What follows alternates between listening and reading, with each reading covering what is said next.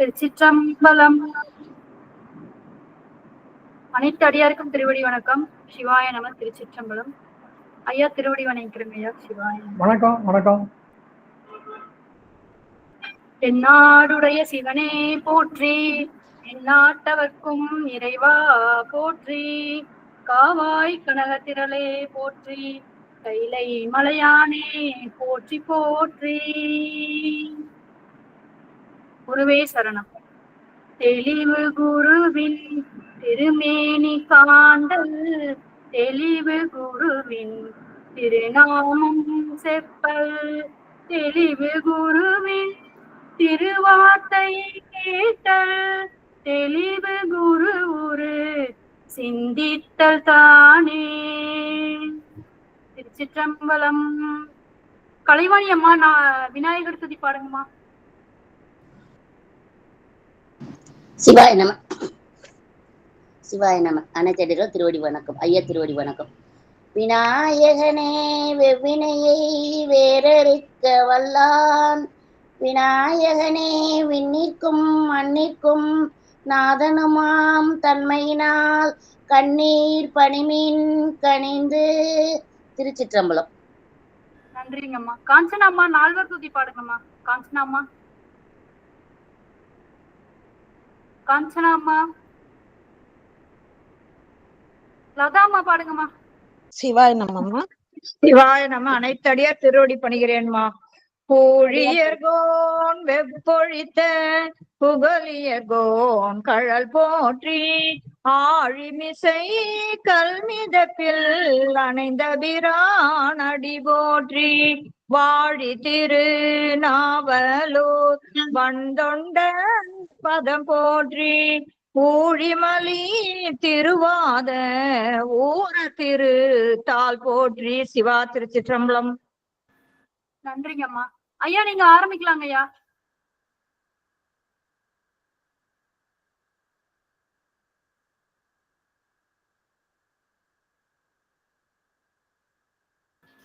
அம்மா ஐயா லெஃப்ட் ஆயிட்டாங்க போல இருக்குங்கம்மா, காணோம்.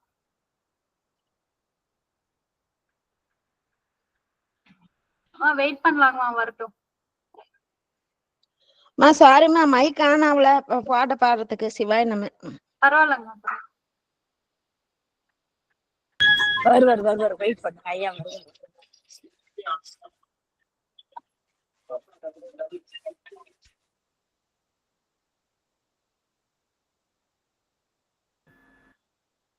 அம்மா காஞ்சனாமா, தேவாரம் ஒண்ணு பாடுங்கம்மா.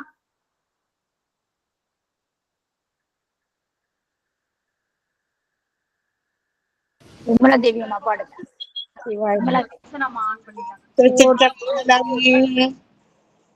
சிவாய நம.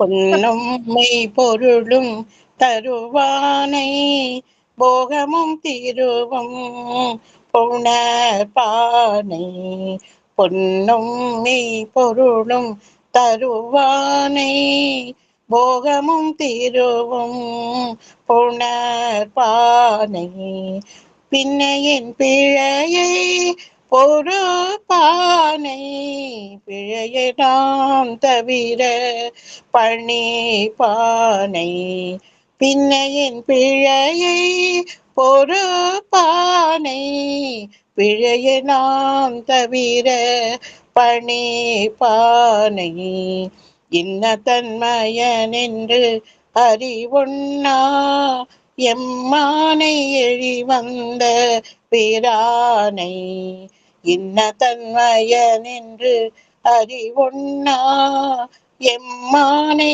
எழிவந்த பிரானை, அன்னம் வையும் வயல் பழன தனி ஆரூரானை மரத்தலுமாமே, அன்னம் வைகும் வயல் பழன தனி ஆரூரானை மரத்தலுமாமே.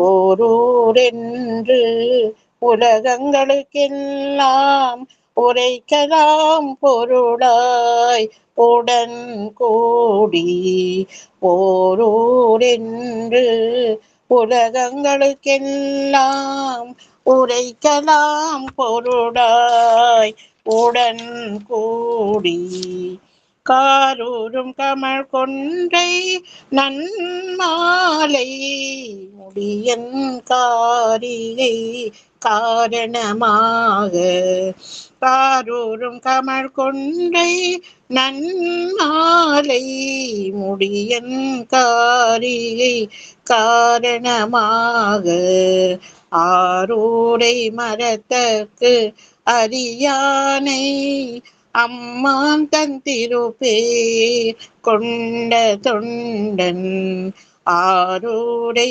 மரத்தற்கு அரியானை அம்மான் தன் திருப்பேர் கொண்ட தொண்டன் ஆரூர நடினாய் உரை வல்லார் அமரலோகத்து இருப்பவதாமே ஆரூர நடினாய் உரை வல்லார் அமரலோகத்து இருப்பவதாமே.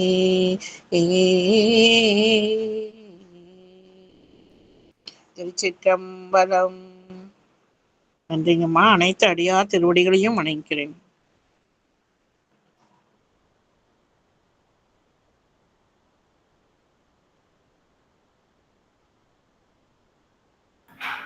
உஷாமா பாடுங்கம்மா, தேவாரம் பாடுங்க.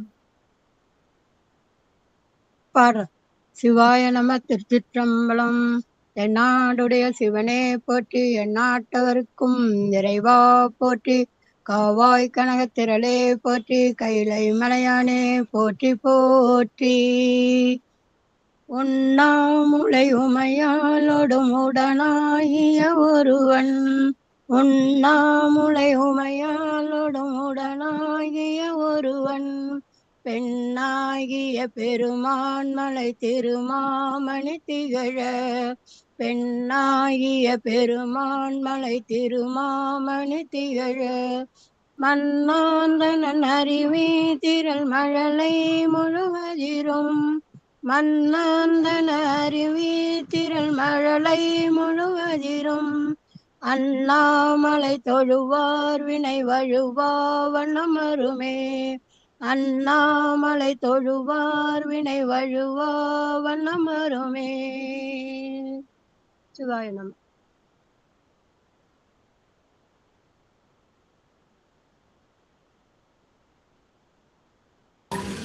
ஐயா நெட்டு கிடைக்கலையா? அதனால வருவாரு. பாடி வந்துருவாரு. 2 அடியார் பாடு. புவனேஸ்வரி அம்மா பாடுங்கம்மா. புவனேஸ்வரி அம்மா தேவாரம் பாடுங்கம்மா. புவனேஸ்வரி அம்மா. வரமா. திருச்சிற்றம்பலம். சிவாய நம. அனைத்தடியார் திருவடி பணிகிறேன். திருச்சிற்றம்பலம். மாதர்பேரை கண்ணியானை மலையான் மகளோடும் பாடி போதொடு நீர் சுமந்தேத்தே புகுவார் அவர் பின் புகுவே, யாதும் சுவடுபடாமல் ஐயார் அடைகின்ற போது காதல் மாட பிழியோடும் களிறு வருவன கண்டே, கண்டேன் அவர் திருப்பாதம் கண்டறியாதன கண்டே, கண்டேன் அவர் திருப்பாதம் கண்டறியாதன கண்டே, கண்டேன் அவர் திருப்பாதம் கண்டறியாதன கண்டே, கண்டேன் அவர் திருப்பாதம் கண்டறியாதன கண்டே, கண்டேன் அவர் திருப்பாதம் கண்டறியாதன கண்டே. திருச்சிற்றம்பலம். சிவாய நம. நன்றிங்கம்மா. கோலமாலம்மா பாடுங்கம்மா. தேவாரம் பாடுங்கம்மா. கோலமாலம்மா. கோலமாலம்மா இருக்கீங்களா?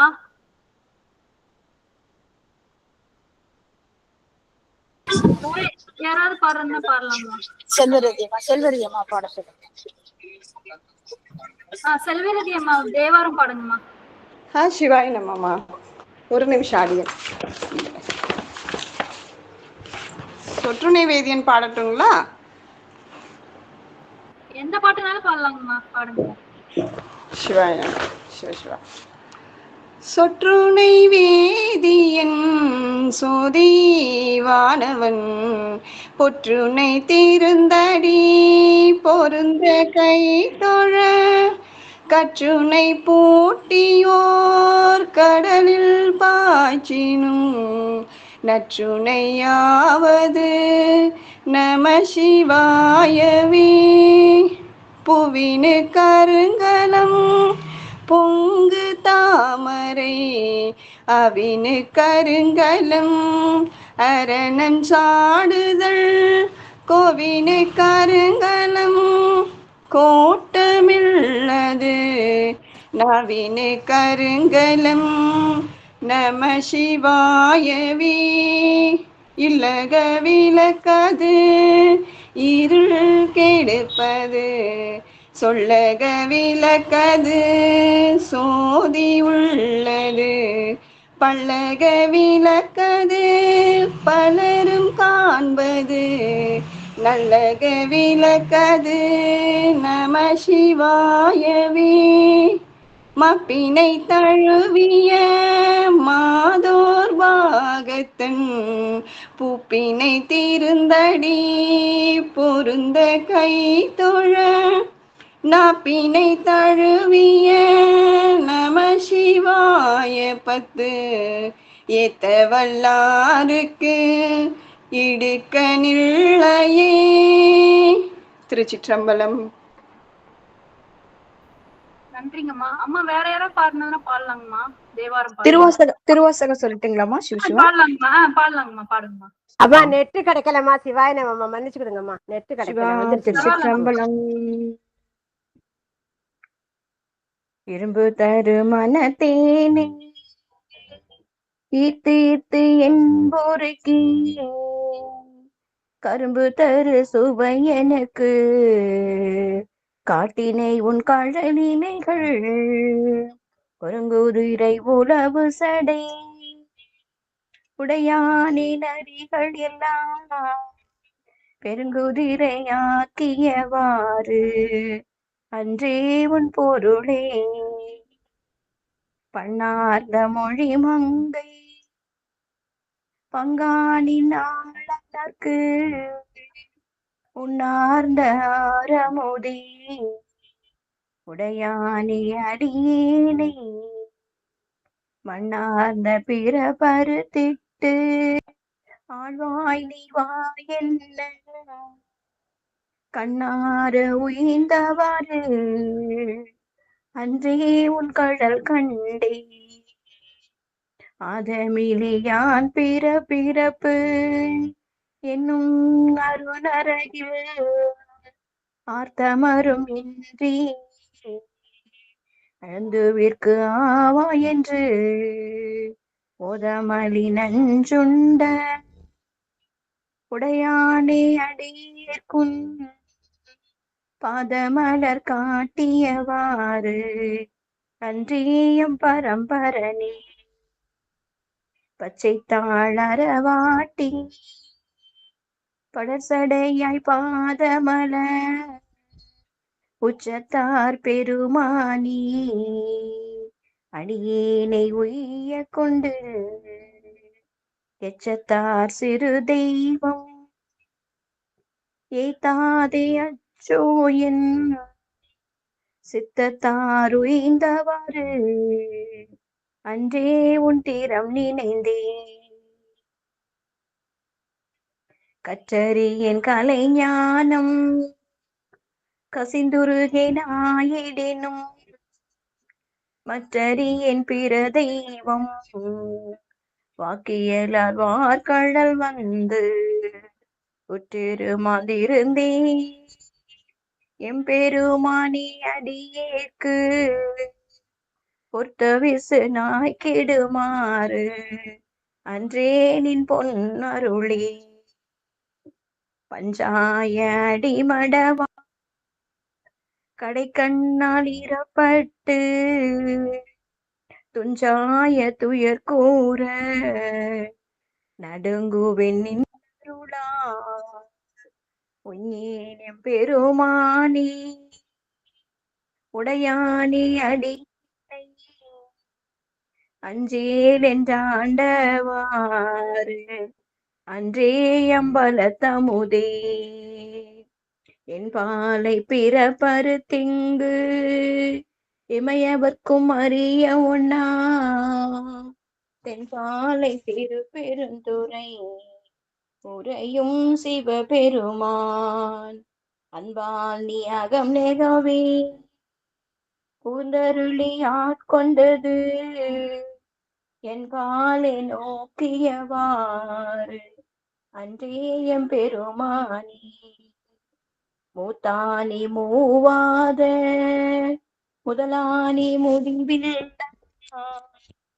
மூத்தானி பொருளானி உண்மையுமாய் இன்மையுமாய் பூத்தானி புகுந்திங்கு புரள்வேனை கருணையினால் பேர்த்தேனி ஆண்டவாறு அன்றேயம் பெருமானி மறுவினிய மலர் பாதம் மனத்தில் வளர்ந்துள்ளுருக தெருவுதோறும் மிக அலறி சிவபெருமான் என்றேத்தி வருகிய நின் பரங்கருணை தடங்களில் படிவாமாறு அருணனுக்கு இங்கிடை மருதே இடங்கொண்ட அம்மானே நானேயோ தவம் செய்தே சிவாய நம என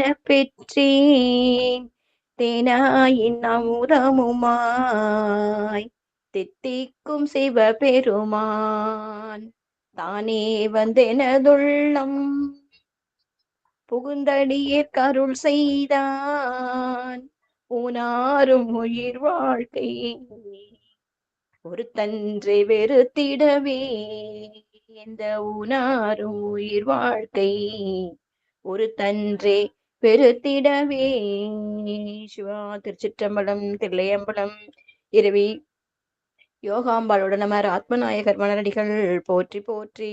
அழுதழுது அடியடிந்த மாணிக்க வாசகர் மலரடிகள் போற்றி போற்றி. நால்வர் பொற்றாலியம் உயிர் துணையே. நன்றி சிவா. நன்றிங்க அம்மா. கோலம்மாள் அம்மா பாடுறீங்களாம்மா? பாடுறேன். சாருமதி அம்மா சொல்லுங்கம்மா. அந்த யூடியூப்ல வரும் அந்த ரெட் கலர் ஆஃப் பண்ணவே இல்லையே, பண்ணாம பாடலாமா எல்லாரும்? அது அப்லோட் பண்ண வேண்டாங்கம்மா, அது வேணா நான் டெலீட் பண்ணிப்பேங்கம்மா. அந்த இதுல அப்படிங்களா? சரி, அப்லோட் பண்ணாம டெலீட் பண்ணிக்கலாம்மா. சரிங்கம்மா. நன்றிங்கம்மா. அம்மா சிவாய நம. திருச்சிற்றம்பலம்.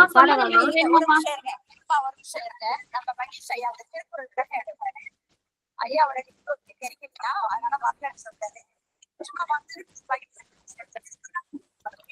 ஐயாவை குரல் சொல்லி விளக்க சொல்லட்டுங்களாமா? சரிங்கம்மா. சரிங்கம்மா. மகேஷ் ஐயா. அம்மா சொல்லுங்கம்மா. ஃப்ரீயா இருக்கீங்களாங்க ஐயா? குரல் சொல்லி விளக்கங்கள் வேணா சொல்லுங்க ஐயா. என்ன குரல் சொல்லுது? ஒரு நிமிஷம் இருங்கம்மா, ஒரே நிமிஷம். நீங்க ஏதாவது ஒரு பாடல் பாடினே இருங்க, நான் ஒரு புத்தகம் எடுத்து நான் சொல்றேம்மா. ஒரே ஒரு நிமிஷம். சரிங்க அம்மா. திருவடி வணக்கம்மா. பாடுங்கம்மா. நீங்க திருவடி வணக்கம் பாடுங்கம்மா. தேவாரம் பாடுங்கம்மா. ஏதோ ஒண்ணு பாடுங்க.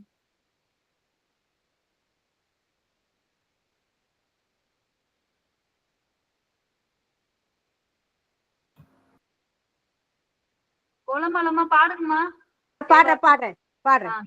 மாசில் வீணையும் மாலை மதியமும் வீசு தென்றலும் வீங்கிளவேனிலும்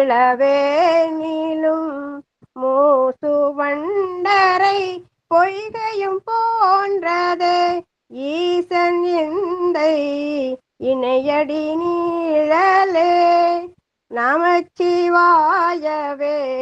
ஞானமும் கல்வியும் நமச்சிவாயவே நானறிவேச்சையும் நமச்சிவாயவே நானாவென்றே தூமே நமச்சிவாயவே நன்னெறி காட்டுமே. ஆளாகாராளானாரை அடைந்து உய்யார் மீளாள் செய்து மெய்மையுள் உள் நிற்கிறார்.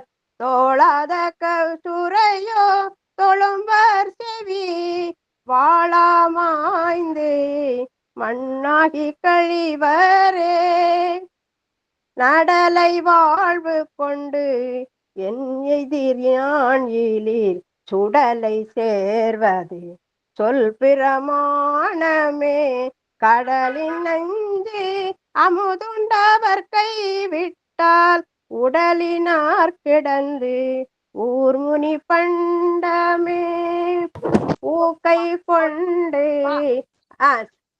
போர்மாமா மதியம்மா போர்மாமா. சரிம்மா சரிம்மா. சிவாய நம்ம திருப்பிட்டோம்.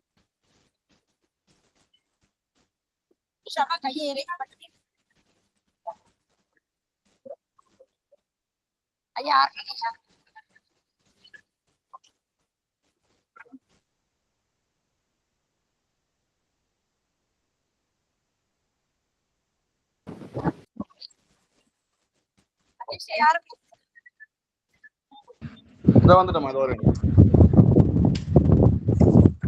ஆமா. இது அரண் வலியுறுத்தல் அதிகாரத்துல இருந்து வர ஒரு குறள்மா. அறத்தால் வருவதே இன்பம், மற்றெல்லாம் புறத்தா புகழும் இல்லை.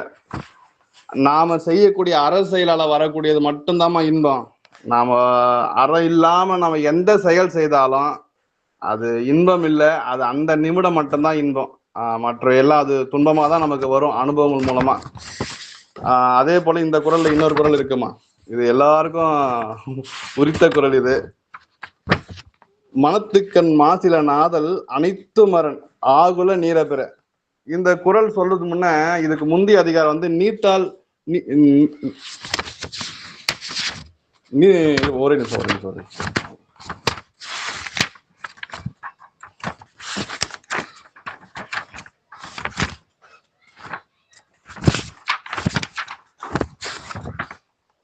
நீத்தார் பெருமைன்ற அதிகாரமா இதுக்கு முந்தைய அதிகாரம். அவங்க வந்து சிவ சிந்தனையிலே முற்றும் இறை சிந்தனையிலே நின்று வாழ்ந்து அவங்க சொல்லக்கூடிய சொல் என்னன்னா, மனசுல எந்த ஒரு மாசும் இல்லாம நம்ம எந்த ஒரு செயலையும் எதையுமே நினைக்கணும், எதையும் பேசணும் அப்படின்றத இந்த குறள் மூலியமா வள்ளுவர் நமக்கு சொல்றாருமா. அவங்க சொல்றதா சொல்லி இதை நமக்கு இந்த குறள் சொல்லுவார். இந்த அதிகாரம்லாம் அப்படி பாத்தீங்கன்னா அது இதை தொடர்ந்துதான் வரும். ஒரு அதிகாரத்தை தொடர்ந்து அது அடுத்த அதிகாரம் வரும். அப்படிதான் இந்த அதிகாரம் வருது. அதாவது அவங்க நமக்கு எப்படி செய்ய சொல்றாங்க, அப்படி எப்படி நம்ம வாழணும் அப்படின்னா, மனத்தின் கண் மாசில நாதல். மனசுல எந்த மாசும் இல்லாம நம்ம நினைக்கிறதா இருந்தாலும் சரி, பேசுவதா இருந்தாலும் சரி, செய்வதா இருந்தாலும் சரி, இது மூன்றுமே வந்து மனசுல மாசு இல்லாம செய்யணும். அப்ப மாசு இல்லாம யாருன்னா நம்ம அப்பந்தான். அதனால அவரை மனசுல நினைச்சுக்கிட்டு நாம செய்யக்கூடிய செயல் அனைத்துமே, நினைக்கக்கூடிய நினைப்பு, எண்ணங்கள், பேச்சு, இது எல்லாமே அந்த சிந்தனையில இருந்து நம்ம செய்யும் போது நமக்கு எந்த ஒரு வினையும் வராது. நான் செஞ்சுட்டேன் அப்படின்றதெல்லாம் வந்து அப்புறம்தான். ஆனா நம்ம செய்யணும், நாம நினைக்கணும். அதுதான் மனத்தின் கண் மாசில நாதல் அனைத்து மரண் இந்த குறள்ல. அதே போல இன்னொரு நீத்தார் பெருமை என்ற அதிகாரத்துல ஒரு குறள்மா. இது வந்து பரிமேலழகரே இதுக்கு வந்து உரை எழுதியிருப்பாரு ரொம்ப விளக்கமா. 30வது குறள் இது.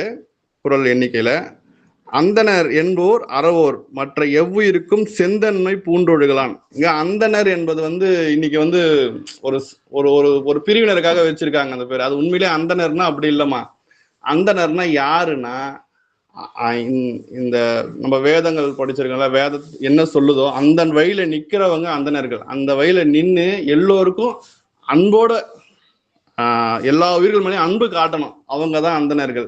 இப்போ நமக்கு வந்து வேதம் படிக்கல, நம்ம ஆகம படிக்கிறோம், திருமுறைகள் படிக்கிறோம். அப்போ திருமுறைகளை நமக்கு என்ன வழி காட்டுது, அந்த வழியில நின்றுக்கிட்டு நாம எல்லோருக்கிட்டையும் அன்பா பேசினா நாமளும் அந்தனர்கள் தான். இதை வந்து இலங்கை ஜெயராஜா அதை சொன்னார் இது எங்களுக்கு விளக்கமா. அடுத்தது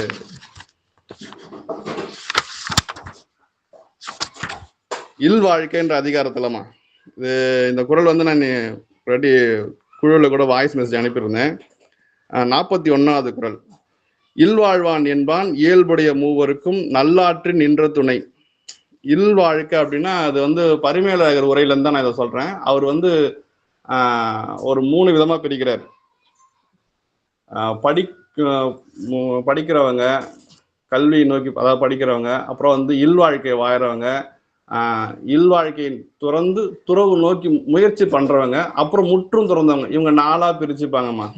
இந்த 4ஆ பிரிச்சுட்டு இந்த இல்வாழ்க்கை வாழறவர் யாருக்கெல்லாம் உதவி செய்யணும்னா, படிக்கிறவங்களுக்கு என்ன வேணும் ஏது வேணும் அது எல்லாத்தையும் கேட்டு அவங்களுக்கு படிக்கிறதுக்கு உண்டான எல்லாத்தையும் செய்யணும். அதே போல துறவு நோக்கி போறாங்க பாரு, அவங்களுக்கு தேவையானது உணவு, உடை, என்ன வேணாலும், மருந்து எது வேணாலும் கொடுக்கணுமா. அடுத்தது முற்றும் துறந்த துறவிக்கு தேவைப்பட்டா கூட இவங்க கொடுக்கணும். அவங்க கேட்க மாட்டாங்க, அப்படி தேவைப்படும் போது இவங்க கொடுக்கணும். இந்த இல்வாழ்க்கை வாழறவங்க இவங்க 3 பேருக்குமே செய்யணும். இது முதல் குறள்லயே அந்த 3 பேருக்கு செய்யணும்னு ஒரு பரிமேலழகர் இங்க சொல்றாருமா. அடுத்தது 2வது குறள். துறந்தார்க்கும் துவாதோர்க்கும் இறந்தார்க்கும் இல்வாழ்வன் என்பான் துணை. துறந்தார் ஏற்கனவே அங்க துறவின்னு சொல்லிட்டீங்களே, இங்க என்ன துறந்தார்னா, இங்க துறந்தார் வந்து பாத்தீங்கன்னா சில இல்லங்கள்ல பிள்ளைகள் இருக்க மாட்டாங்க. அப்பா அம்மா மட்டும் இருப்பாங்க, இல்ல வயசானவங்க இருப்பாங்க. அவங்க வீட்டுல வந்து ஒரு ஆள் இருக்க மாட்டாங்க. அப்போ அவங்க யாரும் இல்லைனாலும் இந்த இல்வாழ்க்கை வாழறவன் அவங்களுக்கு துணையா இருக்கணும். அதுதான் துறந்தார்க்கும். துவாதவர் அப்படின்னா சில குடும்பங்கள்ல வருமானமே வராது. அவங்க என்ன முயற்சி பண்ணாலும் அவங்களோட வருமானம் ரொம்ப சுருங்கி போயிருக்கும். அப்ப இந்த இல்வாழ்க்கை வாழறவன் அவங்களுக்கும் இவன் உதவி செய்யணும். துவாதவர். இறந்தாருக்கு இந்த இல்வாழ்க்கை வாழக்கூடியவன் அந்த பகுதியில யாராவது இறந்துட்டு அவங்களுக்கு கொல்லி போட ஆள் இல்லை, அதை அடுத்து அந்த சடங்கு செய்ய ஆள் இல்லைனாலும் இவன் செய்யறதுக்கு உரிமை உண்டு அப்படின்னு வள்ளுவர் இங்க ஒரு இதன் மூலயமா சொல்றாரு. அதான் துறந்தார்க்கும் துவாதார்க்கும் இறந்தார்க்கும் இல்வாழ்வான் என்பான் துணை. இது 3வது குறள். இந்த குறள் வந்து தென்புலத்தார் தெய்வம் விருந்து ஓக்கல் தான் என்றாங்கு ஐம்புலத்தார் ஓம்பல் தலை. தென்புலத்தார் அப்படின்னா நம்ம இறந்தவங்களுக்கு நம்ம செய்யக்கூடிய சடங்கு இருக்குல்லாமா, அது வந்து அது ஒரு பகுதி சொல்லுவாங்க. அந்த பகுதியில் தென்புலத்தார்னு சொல்லுவாங்க. பிரம்மா அவங்களதான் அங்க நிக்க வச்சிருக்காரு. அவங்கள நம்ம திருப்திப்படுத்தணும்னா நம்ம முன்னோர்களுக்கு அது திருப்தி ஆகுன்றது நம்மளுடைய பாரம்பரிய இதுல சொல்லக்கூடிய ஒண்ணு. தென்புலத்தார் அதை வந்து நம்ம ஒவ்வொரு வருடமும் அந்தந்த நாள்ல நம்ம முன்னோர்களுக்கு நம்ம அந்த திதி கடனை செய்யணுமா. தென்புலத்தார். தெய்வம் அப்படின்றது நம்மளுடைய குலதெய்வம். நம்ம ஒவ்வொருத்தருக்கும் ஒரு குலதெய்வம் இருக்கு இல்லைங்களா, அந்த தெய்வம். அந்த தெய்வத்துக்கு நாம தான் போய் செய்யணும். அது நம்மளுடைய கடமை. நம்ம ஒவ்வொரு இல்லத்தாருக்கும் அது ஒரு கடமை இருக்குது. இது என்னுடைய குலசாமின்னா இதை நம்ம செய்யணும். தெய்வன்றது வந்து நம்ம ஒவ்வொரு குலத்திலும் வரக்கூடிய தெய்வம். கடவுள் வாயத்துல இந்த தெய்வம் வராதுமா. தெய்வன்றது நம்மளுடைய வீட்டுல இல்லங்கள்ல ஒவ்வொருத்தருக்கும் ஒவ்வொரு குலதெய்வம் இருக்கு. அந்த தெய்வத்தை தெய்வம்னு சொல்லுவாங்க. இது சிறு தெய்வம்னு சொல்லுவாங்க. இதமா தென்புலத்தார் தெய்வம். விருந்துன்றது ஒவ்வொரு இல்வாழ்வனும் தான் வீட்டுக்கு வரவங்களை ஒரு எதுவா இருந்தாலும் கொடுக்கணுமா. அதுதான் விருந்தோம்பல். ஒரு இல்வாழ்க்கை வாழணும், விருந்தோம்பல் செய்தே ஆகணும். அவன் வந்துட்டாங்களே அப்படின்ற ஒரு துளி எண்ணம் கூட இருக்கக்கூடாதுமா. விருந்து ஓக்கல் தான் என்றாங்க. அப்போ விருந்தாளி மட்டும் இல்ல, தன்னை சுத்தி இருக்கிறவங்களுக்கும் அவன் செய்யணும். எல்லாரையும் ஒன்றா இணைச்சு அவங்கள கூட இருந்து பார்த்துக்கணும். ஓக்கல் தான் என்றாங்க. தன்னையும் வந்தமா பார்த்துக்கணும். இதுக்காக வெளியில இருந்து ஒரு ஆள் வரமாட்டாங்க. ஏற்கனவே முதல் குறள் ஒரு 3 கடமை, 2வது குறள் ஒரு 3 கடமை, இந்த குறள்ல ஒரு 4 கடமை, மொத்தம் 10 கடமை ஆயிடுச்சு. அப்போ தன்னையும் போது 11வது சேர்ந்து இந்த 11 கடமை ஒரு இல்வாழ்க்கை வாழறவன் செய்யணுமா. இது வந்து வள்ளுவர் இங்க ஒருத்தர். தென்புலத்தார் தெய்வம் விருந்து ஓக்கல் தான் என்றாங்கு ஐம்புலத்தார் ஓம்பல் தலை. இந்த கடமையை அவன் எப்படி செய்யணும் அப்படின்னா, 44வது குறள். பழியஞ்சு பாத்துன் உடைத்தாயின் வாழ்க்கை வழியஞ்சல் எண்ணான்றுமில். அவன் 11 கடமையும் செய்யணும்னா அறம் வயல சம்பாதிக்கணுமா. யாரையும் ஏமாத்தாம ஒவ்வொரு பொருளையும் அவன் அறம் வயல சம்பாதிச்சு செய்தால் மட்டுமே அதுல வரக்கூடிய புண்ணியம் அவனை வந்து சேரும். அவன் தவறா ஒரு பொருளை சம்பாதிச்சாலும் அது பாவத்தை தான் குறிக்கும். இது இலங்கை ஜெயராஜா ஒரு சின்ன குறிப்பீடு சொல்வார் இதுக்கு. ஒரு கடை, ஒருத்தர் மல்லிகை கடை வச்சிருக்காரு. அவர்கிட்ட ஒரு பொருள் இருக்கு. அந்த பொருளை வாங்க வருவாரு. எங்கேயுமே அந்த பொருள் கிடைக்கல, அந்த அந்த கடையில மட்டும் தான் கிடைக்குது. அந்த பொருளோட விலையே வந்து லாபத்தோட சேர்த்து 10 ரூபாய். ஆனா அவர் 20 ரூபாய்க்கு விற்கிறாரு. ஏன்னா அந்த பொருள் கிடைக்கலன்னு தெரிஞ்ச உடனே. அப்போ அந்த வருபவரும் அந்த பொருளை வாங்கிட்டு போறாரு. இப்போ அவர் கையில 20 ரூபாய் இருக்குது. 10 ரூபாய் எக்ஸ்ட்ராவே லாபமா ஆயிடுச்சு. அந்த 10 ரூபாய் வந்து ஒரு தானம் பண்றாரு. இந்த தானம் பண்றாரு பாருமா, அந்த தானம் வந்து 20 ரூபாய் கொடுத்துட்டு ஒரு பொருள் வாங்கி போனா பாரு, அவருக்கு தான் அந்த புண்ணியம் போய் சேரும், இவருக்கு அந்த புண்ணியம் சேராது. அப்போ ஒரு பொருளையும் எது ஒண்ணுமே நம்ம அறவையில சம்பாதித்தால் மட்டுமே அந்த அந்த பொருள் மூலயமா நாம் செய்யக்கூடிய செயல் மட்டும்தான் நமக்கு புண்ணியமாக சேரும் அப்படின்னு இந்த 4வது குறள் சொல்றோம். 5வது குறள் நம்ம திருமண பத்திரிகையில பதிவு குறள் தான். அன்பும் அறனும் உடைத்தாயின் இல்வாழ்க்கை பண்பும் பயனும் அது. இந்த குறள் வந்து எதுக்காக இந்த இடத்துல எப்படி இருக்குன்னா, இங்க துணைவியோட இணைஞ்சு செய்யணும், தனித்து செய்யக்கூடாது. தனித்து செய்வதால எந்த பலனும் இல்லைம்மா. இருவருமே மனதால இணைஞ்சு வாழணும், மனதால இணைஞ்சு அன்போட அறத்தை செய்யணும். அப்படி செய்யும் போது அவங்களுடைய வாழ்க்கை எப்படி இருக்கும்னா, அவங்கள அறமே காக்கும், நல்ல பண்புகள் வளரும் அவங்க இல்லத்துல. அந்த அறமே வந்து அவங்களுக்கு பயனா நின்று காக்க, எந்த ஒரு சூழ்நிலும் அவங்களுக்கு எந்த ஒரு ஆபத்தும் வராது. 6வது குறள், அறத்தாற்றின் இல்வாழ்க்கை ஆற்றின் புறத்தாற்றின் போவோய் பெறுவது எவன். இந்த இடத்துல வந்து இல்லறத்தை கொஞ்சம் மேன்மையாகவும் துறவரத்தை கொஞ்சம் கீழே சொல்லுவாங்க. அதாவது முற்றும் துறந்த துறவி இல்லம்மா, துறவு நோக்கி போறாங்க பாரு, அவங்களை விட இந்த இல்வாழ்க்கை செய்யக்கூடியவர் பத்தி அந்த கடமை, அந்த கடமையில நின்று வாரான அவனுடைய சிறப்பு பெருசு. முற்றும் துறந்த துறவி இல்லை, துறவு நோக்கி போறவங்களுடைய செயலை விட இந்த இல்வாழ்க்கையில செய்யக்கூடிய அந்த கடமைகள், அதுவும் அன்போடும் அறத்தோடும் செய்யும் போது இந்த செயல் பெரியுது அப்படின்னு வள்ளுவர் இந்த குறள் சொல்றாரு. 47வது குறள், இயல்பினால் இல்வாழ்க்கை வாழ்வான் என்பான் முயல்வாருள் எல்லாம் தலை. இந்த குணம் வந்து இயல்பா இருக்கணும். ஐயோ அதை செய்யணுமே அதை செய்யணுமேன்னு ஒரு மன சங்கடத்தோட செய்யக்கூடாது. அப்படியே இயல்பா அவங்களுக்கு கொடுக்கலாம், அவங்களுக்கு அதை செய்யலாம், இதை செய்யணும் அப்படின்னு ஒரு இயல்புல வந்துடணும். சொன்னா ஒரு குரு சொன்னார்னா அந்த அப்படியே எடுத்துக்கிட்டு செய்யணும். அவரு சொன்னா நம்ம செய்யணுமா அப்படின்னு யோசிச்சு மனவர் அப்படிலாம் எந்த எண்ணம் இயல்பா வரணும், சொல்லும் போதே அதை செய்யணும். இந்த குறள் மூலியமா அதை தான் அவர் சொல்றாரு. இது வந்து தலை அப்படின்றது என்னன்னா, அதான் முன்ன குறள் சொன்னது போலதான், அந்த 3வது துறவு நோக்கி முயற்சிக்கிறவங்களை விட இவருடைய செயல் முதன்மையா நிற்கும், அவரை விட இவருக்கு முன்னா நிற்கும், அவ்வளவுதான். 48வது குறள், ஆற்றின் ஒழுங்கின் அறநிருக்கா இல்வாழ்க்கை நோட்பாரின் நோன்பை உடைத்து. இதுவும் அந்த ஒரு விஷயத்த நோக்கிதான்.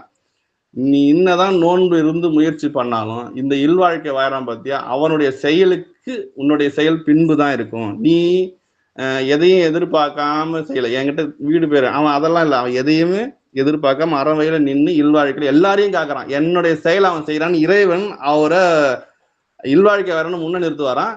துறவு நோக்கி போறவங்களை கொஞ்சம் ஒரு படிக்கையை இறக்கி வச்சு பார்ப்பதா வள்ளுவர் இதை சொல்லுவார். 49வது குறள்மா, அரண் எனப்பட்டதே இல்வாழ்க்கை அகுது பிறன் பழிப்பது இல்லாயின் நன்று. இந்த குறள்ல ரொம்ப தெளிவா சொல்லப்படுறது என்னன்னா, அரண் நிலையில நின்று வாழறதுதான் இல்வாழ்க்கை. அப்படி நீ இல்லாம நீ வாழினா அது அற வாழ்க்கை இல்லை அப்படின்னு இந்த குறள் சொல்லுது. கடைசியா இந்த குறளுக்கு எல்லோரும் வேற வேற விளக்கம் சொன்னாலும் இதுக்கு வள்ளுவர் ஒரு தெளிவான விளக்கம் சொல்லணும். வையத்துள் வாழ்வாங்கு வாழ்வான் வானுரையும் தெய்வத்துள் வைக்கப்படும். இந்த உரை, அதாவது இப்படி ஒருத்தன் வாரான் அப்படின்னு சொல்லிட்டு தெய்வத்துள், அதாவது சொர்க்கம் என்பதுதான் தெய்வம். ஏன்னா சிறு தெய்வம் சொன்னேன் இல்லைங்களா, சிறு தெய்வம் சொர்க்கம் தான். இந்த சொர்க்கத்துல இப்படி ஒருத்தன் வாரான் அப்படின்னு ஒரு பதிவு போய் அங்க நிற்கும். இறைவன் கிட்ட எல்லாம் இப்படி வாழ்ந்த இறைவன் கிட்ட போக முடியாதுமா. ஏன்னா இங்க இல்லறன்ற அதிகாரம் இது. இல்லறத்துல நம்ம ஒரு பொருளை ஈன்றோம். இங்க நான் எனது என்ற எண்ணம் என்னோட இது எண்ணம் நீங்குது. அதனால என்னோட எண்ணம் நீங்கினா சொர்க்கம் தான் கிடைக்கும். நான் என்பது நீங்கி நீ தான் கொடுக்குற சாமி, எல்லாமே நீ தான் செய்யற அப்படின்ற ஒரு சிந்தனை நமக்குள்ள வந்துடுச்சுன்னா பார்ப்போர் எல்லோரையும் சிவனடியார்கள். ஏன் சிவனடியார்கள்? அவங்க எல்லாம் சிவர், அவங்களுக்குள்ள சிவபெருமான் இருக்காரு அப்படின்னு நினைப்பு நம்ம செஞ்சோம்னா சிவபதம் கிடைக்கும். ஆனா என்னுடைய இதை கொடுக்குறேன், நான் என்னோட இதுன்ற எண்ணத்தை நீக்கிறேன்னா இந்த இடத்துக்கு சொர்க்கம் மட்டும்தான் கிடைக்கும். இந்த குறள் மூலியமா சொல்ல வருவதுன்னா சொர்க்கம் கிடைக்கும் அப்படி வாழ்ந்தா அப்படின்னு சொல்றாருமா. அம்மா புரிஞ்சுதுங்களா? அருமையா இருக்குங்கய்யா. சரிங்கம்மா. கொஞ்சம் பதட்டத்தோட தான் புரியுதுங்க ஐயா, நல்லா இருக்குங்க ஐயா, சொல்லுங்க ஐயா. சரி சரி, கொஞ்சம் பதட்டத்தோட தான் சொல்றேன். பிரேமமா திடீர்னு என்கிட்ட இப்படி ஒரு பொறுப்பு கொடுப்பாங்க நான் எதிர்பார்க்கல சாமி.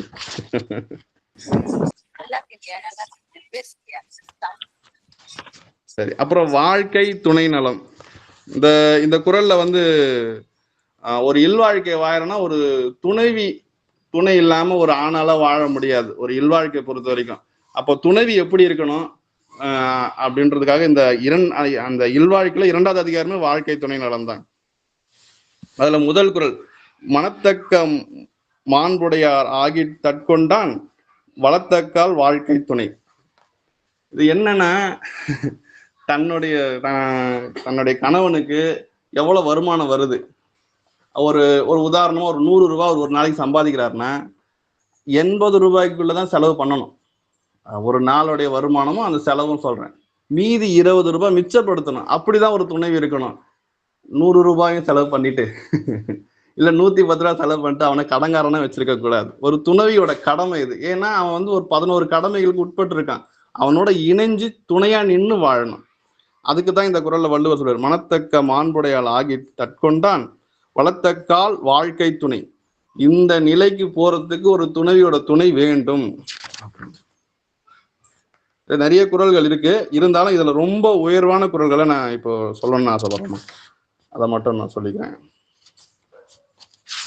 ஒரு குறள் இது, இந்த குறள் வந்து இப்போ ஒரு அந்த காலத்திலே வள்ளுவர் காலத்திலே இந்த நிலை இருந்திருக்கு. சிறை காக்கும் காப்பு எவன் செய்யும் மகளிர் சிறை காக்கும் காப்பே தலை. இந்த குறளுக்கு பரிமேலழகர் உரை ரொம்ப நல்லா இருக்கும். சிறை காக்கும், அவர் வந்து அவருடைய மனைவியை நம்ப மாட்டாரு. இவ்வளவு அழகா இருக்கு இந்த பொண்ணு வந்து யாராவது இது பண்ணிட்டு போறாங்க, மயக்கிட போறாங்கன்னு சொல்லிட்டு வீட்டை பூட்டிட்டு போவாராம். வீட்டை பூட்டிட்டு போனா அந்த பொண்ணோட மனசைதான் காக்கணும்னா அதுக்கு வள்ளுவர் சொல்லுவார், சிறை காக்கும் காப்பு எவன் செய்யும். என்னதான் வந்து நீ பூட்டு போட்டாலும், என்னதான் நீ வந்து ஒரு பெரிய மாளிகை கட்டி அது பூட்டு போட்டாலும் அதால ஒன்றும் பண்ண முடியாது. அதை விட அவளுடைய மனசுல நீ நிலைச்சு நிற்கக்கூடிய செயலை செய், அவ எங்கேயுமே போக மாட்டா அப்படின்னு வள்ளுவர் இந்த குறள் சொல்றாரு. சிறை காக்கும் காப்பு எவன் செய்யும் மகளிர் நிறை காக்கும் காப்பே தலை. அடுத்த குறள், கடைசியா குறள் இந்த குறள், மங்களம் என்பும் மனைமாட்சி மற்றும் நன்கலன் நன்மக்கட்பேறு. இப்படி ஒரு கணவனும் இப்படி ஒரு மனைவியும் இணையா இருந்தாங்கன்னா அவங்களுடைய செயல் வந்து ஒரு மங்களகரமான செயல். அவங்களுக்கு இதுவே ஒரு மங்களம். இன்னும் அவங்களுக்கு இன்னொரு நன்கலமா பிள்ளைகள் அந்த எண்ணங்கள் வடிவிலேயே பிறக்கும். அதாவது என்ன சொல்லுவார்னா, ஒரு எந்த எண்ணத்துல இருக்காங்களோ அந்த எண்ணத்துக்கு வடிவத்துல தான் பிள்ளைகள் பிறப்பாங்க. மகாபாரதத்துல கூட பீஷ்மருடைய தம்பிகள் அவங்களுக்குலாம் வந்து அவங்க இறந்துருவாங்க. அவங்களுடைய மனைவிகளுக்கு குழந்தை பேர் வேணும்ன்ட்டு அந்த மகாபாரத காவி எழுதினவர், அவருடைய பேர் வந்து டக்குன்னு அவர்கிட்ட போய் வேண்டுவாங்க. அவர் வருவார், ஆனா அவர் யாருக்குமே பிடிக்காது. அப்போ அந்த அம்மா வந்து கண்களை மூடி இருப்பாங்க. அது யோக வடிவத்துல அந்த குழந்தை பிறக்கும். இந்த உடல் வழிலாம் இல்லை, யோக நிலையில இருந்து அந்த குழந்தை பிறக்கும். அந்த அம்மாவுக்கு பிடிக்கவே பிடிக்காது. அவரை கண்ணை மூடி இருக்க முடிப்பாங்க. அந்த அம்மாவுக்கு பிறக்கக்கூடிய பிள்ளை பேர் வந்து திருதராஷ்டிரன் நினைக்கிறேன். அவருக்கு கண்ணே தெரியாது. அப்ப எந்த மனநிலையில இருக்கிறாங்களோ அந்த மனநிலையோட தான் அந்த குழந்தைகள் பிறக்கும் அந்த அந்த உயிரானது கர்ப்பப்பையை சேர்ந்து அடைய நேரத்துல ஒரு தாயோட மனநிலையும் ஒரு தந்தையோட மனநிலையும் எப்படி இருக்குதோ அந்த குணங்கள் தான் அந்த பிள்ளைகளுக்கு காலங்காலமா இருக்கும். அதுங்க வாழற வரையும் அந்த உணர்வு வந்துகிட்டே இருக்கும். அதனாலதான் அந்த நேரத்துல நல் சிந்தனைகளை நம்ம படிக்கணும், நல்லா கேட்டுட்டு போகணும். அதனால நம்ம ஆசீர்வாதம் வாங்கிட்டு, திருமணமான ஆசீர்வாதம் வாங்கிட்டு இல்லத்துக்கு உள்ள அனுப்புவாங்க அந்த ரூமுக்கு. அப்போ அந்த அந்த உணர்வு வேணும். அந்த உணர்வுல இருந்தாதான் அந்த குழந்தைங்களை அப்படி அந்த உணர்வுகளோட பிறக்கும், நல்ல உணர்வுகளோட. அதுதான் இங்க வள்ளுவர் சொல்ற, மங்களம் என்பும் மனைமாட்சி மற்றதன் நன்கலன் நன்மக்கட்பேறு. இந்த உணர்வுல இருந்தா இந்த இந்த மனைவிக்கும் கணவனுக்கும் ஒரு நல்ல பிள்ளைகள் பிறக்கும் அப்படின்னு இந்த குறள்ல முடிக்கிறாருமா. அடுத்தது புதல்வன் பெறுதல். இது வந்து மக்கட்பேறு தான் எல்லாரும் சொல்லுவாங்க. வள்ளுவர் வந்து பரிமேலழகர் மட்டும் இதுக்கு அதிகாரத்தை மாத்தி வச்சிருக்காரு, புதல்வரை பெறுதல்ன்ட்டு. இந்த புதல்வர் பெறுதல் அதிகாரத்துல எனக்கு முதல் குறள்லாம் கூட இல்லை, கடைசியா ஒரு குறள் வரும், அது எனக்கு ரொம்ப பிடிச்ச குறள்மா. அத ஒரு நிமிஷம்.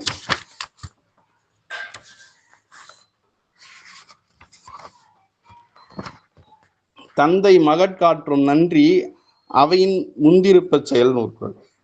ஒரு ஒரு அப்பானா ஒரு பிள்ளைக்கு நல்ல சிந்தனைகளை சொல்லி கொடுக்கணும். ஒவ்வொரு அப்பாவும் தன்னுடைய பிள்ளைகளுக்கு குரு. அப்ப குருவா இருக்கக்கூடியவர் நல்ல விஷயங்களை சொல்லி கொடுக்கணும். அந்த பிள்ளை எதிர்க்கவே இன்னைக்கு பெரும்பாலும் நான் பாக்குறேன், அவங்க எதிர்க்கவே கடும் சொல்ல பேசுறாங்க. கணவன் மனைவிகள் அவங்க அப்பா அம்மாவே கடும் பேச்சு பேசுறாங்க. இதெல்லாம் பேசக்கூடாது. ஆனா இன்னைக்கு அதை சொன்னாலும் அவங்க கேட்கிற நிலையில இல்லை. ஆனா வள்ளுவர் சொல்லக்கூடிய விஷயம் என்னன்னா, தந்தை மகட்காற்றும் நன்றி அவை முந்திருப்ப செயல், அவையத்து முந்திருப்ப செயல். அவை முந்திருப்ப செயல்னா என்னன்னா, போயிட்டு சபையில போய் முன்னேற்க சொல்லலை. நம்ம வாழும் இடத்துல அந்த பிள்ளைகள் அறத்தோட இருக்கணும், அற சிந்தனையோட இருக்கணும். அதுதான் ஒரு தந்தை செய்ய வேண்டிய செயல். அதை கேட்டுட்டு அந்த பிள்ளை எப்படி இருக்கணும் அப்படின்னு அடுத்த குறள்ல வச்சிருப்பாருமா. அடுத்த குறள்ல சரி, அந்த குறள்ல அதுக்கு அடுத்த குறள் ஒன்னு சொல்லிடுறேன். ஈன்ற பொழுதின் பிரித்துவக்கும் தன் மகனை சான்றோன் என கேட்ட தாய். ஒரு ஒரு பிள்ளையை பெற்றுக்கும் போது ஒரு தாயோட வலி பார்த்தீங்கன்னா அது சொல்ல முடியாது. அது ஒரு எலும்பு உடையிறது எந்த அளவுக்கு வலி இருக்குமோ அதை விட அது 100%, இது ஒரு 75% அந்த பிள்ளையை பெற்றெடுக்கும் போது அந்த வலி அப்படி இருக்கும் அப்படின்னு சொல்லுவாங்க அறிவியலர்கள். அப்ப ஈன்ற பொழுது பெரிதுவக்கும் தன் மகனை சான்றோன்னு எனக்கு அந்த குழந்தை பிறந்த உடனே எடுத்துட்டு வந்து தாய்கிட்ட காமிப்பாங்க. அம்மா உனக்கு பையன் பிறந்திருக்கு, பொண்ணு பிறந்திருக்கு அப்படின்னு சொன்ன உடனே அந்த தாய்க்கு அவ்வளவு வழியிலையும் ஒரு சந்தோஷம். அந்த சந்தோஷத்தை விட தன் மகனை சான்றோன் நல்ல அற சிந்தனையில் இருக்கிறான் அப்படின்னு ஒரு வார்த்தை ஒரு தாய் கேட்டால்னா அதுல வரக்கூடிய மகிழ்ச்சி இந்த மகிழ்ச்சியை விட அந்த மகிழ்ச்சி பெருசு. அதுதான் ஈன்ற பொழுதின் பெரிதுவக்கும் தன் மகனை சான்றோன் என கேட்ட தாய். இது கடைசி குறள்மா இந்த அதிகாரத்துல. என் தந்தைக்கு மகன் தந்தைக்கு ஆற்றும் உதவி இவன் தந்தை என்னோற்றான் கொல் எனும் சொல். அதாவது தந்தை சொன்னக்கூடிய அந்த சொல் பிரகாரம் ஒரு பிள்ளை வாழுது, அற சிந்தனையோட வாழுதுன்னு வச்சுங்க. அந்த பிள்ளைய வாழக்கூடிய அந்த செய்யக்கூடிய அந்த செயல், வாழக்கூடிய அந்த நிலவரத்தெல்லாம் பார்த்துட்டு சுத்தி இருக்கிறவங்க சொல்லுவாங்களாம், இப்படி ஒரு பிள்ளையை பெற்றிருக்காங்கன்னா அவங்க அப்பா எவ்வளவு பெரிய புண்ணியம் பண்ணியிருப்பான் அப்படின்னு. ஒரு பிள்ளை அந்த செயலை பிள்ளை செய்யக்கூடிய செயலை பார்த்துட்டு பல பேர் சொல்றத தந்தை கேட்கணும். அந்த மாதிரி ஒரு பிள்ளை எப்படி சொல்றது வார்த்தை விட்டு, மகன் தந்தைக்கு ஆற்றும் உதவி இவன் தந்தை என்னோற்றான் கொல் எனும் சொல். இப்படி ஒரு பிள்ளையை பெற்றுக்கிறது இவங்க அப்பா என்ன புண்ணியம் பண்ணான்னு தெரியலையே அப்படின்ற ஒரு சொல்ல பிள்ளைகள் வாங்கி தரணும். இப்படி ஒரு பிள்ளையை பெற்றுக்கிறானே என்ன பிள்ளைய அப்படின்னு சொல்லக்கூடாது. அந்த சொல்ல மட்டும் என்னைக்கும் வாங்கி கொடுக்க கூடாது. இப்படிதான் வாங்கி கொடுக்கணும். நல்ல பிள்ளையை பெற்றிருக்கப்பா, நல்ல விஷயங்கள்லாம் செய்யறான், நல்லா அந்த சொல்ல வாங்கி தரணும். நல்லா கேட்டுங்கம்மா, தந்தைக்கு மட்டும்தான் கடமையை செய்ய சொல்லியிருக்காரு, தாய்க்கு கடமையை செய்ய வள்ளுவர் சொல்லல. அப்ப இது மூலமா என்ன சொல்ல வர்றாருன்னா, தாயோட அன்புக்கு ஈடு இணை கிடையாது. தந்தை காட்டக்கூடிய அற சிந்தனை கூட ஒரு பிள்ளை செய்திடலாம். ஆனா தாய் காட்டக்கூடிய அந்த அன்புக்கு ஈடு இணை யாராலையும் செய்ய முடியாது. இதை மறைமுகமா நம்ம புரிஞ்சுக்கணும் அப்படின்னு.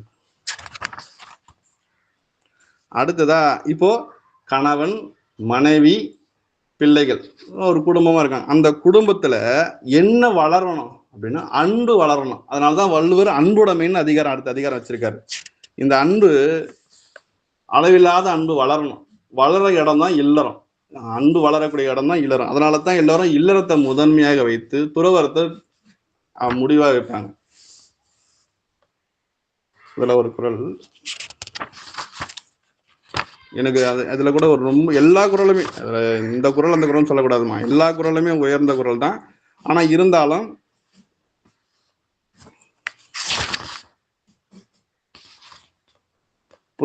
இந்த கடைசி குறளுக்கு முந்தைய குறள்மா, புறத்துறுப்பு எல்லாம் எவன் செய்யும் யாக்கை அகத்துறுப்பு அன்பிலார்க்கு. எனக்கு கொஞ்சம் கண்ணு கலங்குது, நான் அந்த குறளுக்குட்டே போல, அது ரொம்ப வேதனையா இருக்கும். கடைசி குறளை சொல்லிடுறோமா, அன்பின் வழி அது உயிர்நிலை அகுது இல்லாருக்கு என்பு தோல் போர்த்த உடம்பு. அன்பு மட்டும் ஒரு மனிதனா பிறந்து அன்பு மட்டும் அவன் காட்டலைன்னா அவன் வெறும் நடமாடக்கூடிய ஒரு பிணம்தான் அப்படின்னு இந்த குறள் மூலியமா வள்ளுவர் முடிக்கிறார். அப்போ நம்ம அன்பு காட்டாத ஒரு உயிரா இருக்கிறோம்னா நாமளும் ஒரு பிணம் அப்படின்றத வள்ளுவர் இந்த குறள் மூலியமா சொல்றாருமா. இல்லறத்துல இருந்து இப்போ நீங்க சரியை கிரியைன்னு சொல்லக்கூடிய சில கோவில் எல்லாம் யாகம் நடத்துவாங்க. அந்த யாகம் எதுக்குன்னா இந்த மழை பெய்வதற்கு, சில விஷயங்கள், நோய் இல்லாம மக்கள் வாழ்வதற்கு. ஆனா இல்லத்துல இருந்தும் நம்ம யாகம் நடத்தணும். அது எப்படிப்பட்ட யாகம்னா விருந்தோம்பல் செய்யணும். அதனாலதான் அன்புடைமைக்கு அடுத்ததா வள்ளுவர் விருந்தோம்பல்னு ஒரு அதிகாரம் வச்சிருக்காரு. விருந்தோம்பலும் ஒரு யாகத்துக்கு இணையாதான் வள்ளுவர் சொல்றாரு.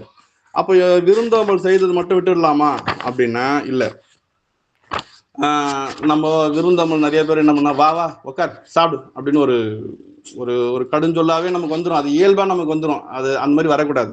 அதுக்கு அடுத்துதான் விருந்தோம்பலுக்கு அடுத்த அதிகாரம் இனியவை குரல் வச்சிருக்காரு. இனிய சொற்கள் நம்ம பேசணும்.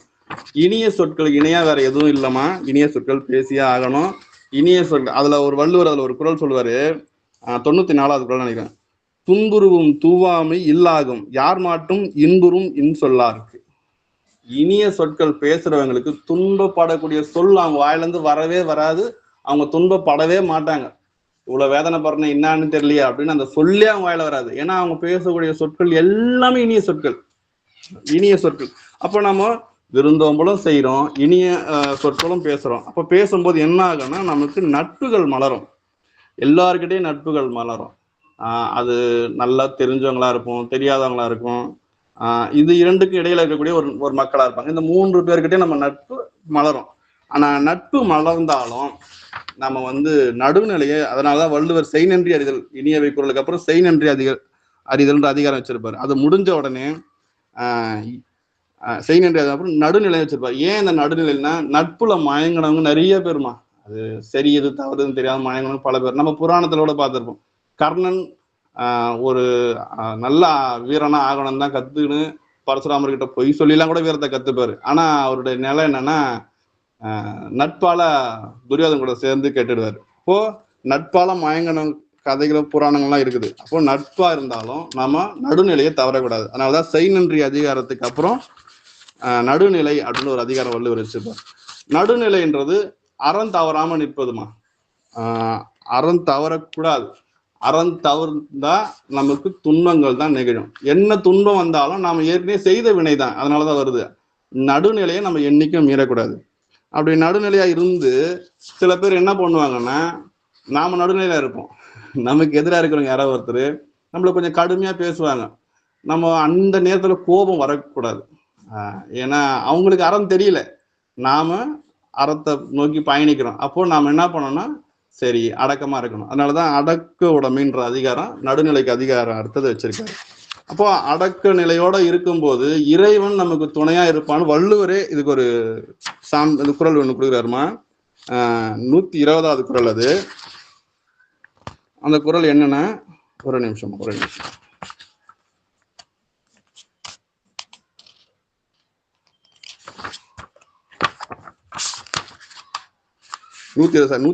குறள். கதம் காத்து கற்று அடங்கல் ஆற்றுவான் செவ்வி அறம் பார்க்கும் ஆற்றின் நுழைந்து. நீ எல்லாத்தையும் படிச்சுட்ட, எல்லாத்தையும் கத்துக்கிட்ட, ஆனா இதுக்கப்புறமும் நீ அடக்கமா இருக்கிற இல்லையா, அப்போ அறம் பார்க்கும் ஆற்றின் நுழைந்து செவ்வி, அதாவது அந்த அறக்கடவுளுடைய செவியில இது போய் சேர்ந்துடும். இவன் சரியா இருக்கிறான், அவன் எதையும் எதிர்பார்க்கல, அற சிந்தனையோட இருக்கிறான் அப்படின்னு ஒரு நிலை. இந்த நிலையை இறைவனுக்கு தெரிஞ்சிடும்.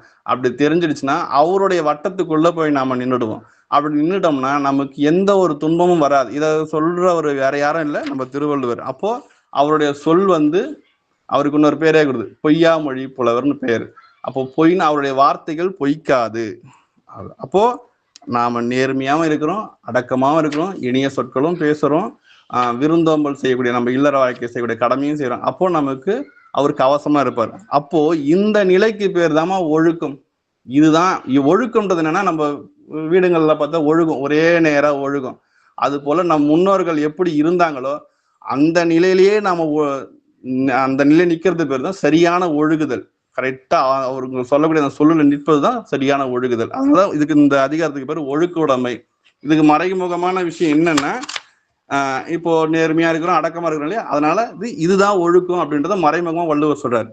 இது வரைக்கும் இதை செய்தல், விதித்தனை செய்தல், விலங்கன ஒழித்தல்னு சொல்லுவாங்க.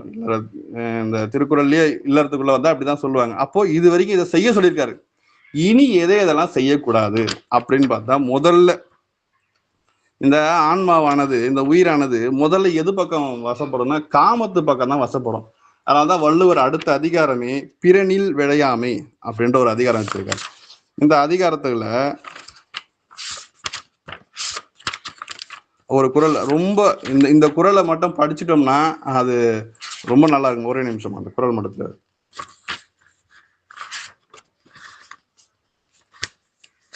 இத்தனாவது குறள் எனக்கு கவனம் வரல டக்குன்னு.